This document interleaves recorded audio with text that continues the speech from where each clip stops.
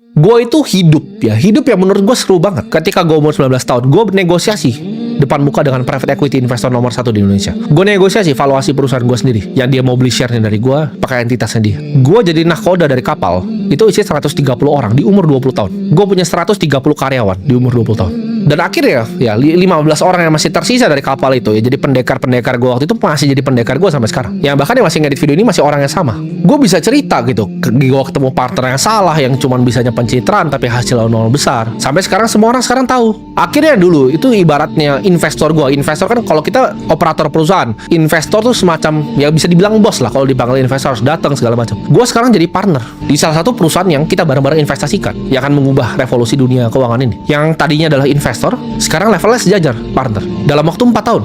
Itu kenapa? Karena reputasi dan skill yang gue punya. Gue nggak takut mulai semuanya dari nol. Orang-orang paling hebat di dunia itu nggak takut mulai dari nol. Elon Musk setelah dia jual PayPal, dia jadi gembel lagi tidur di sofa. Duitnya ditaruh di 3 tempat. Satu itu Solar City, perusahaan solar yang sekarang di merger ke Tesla.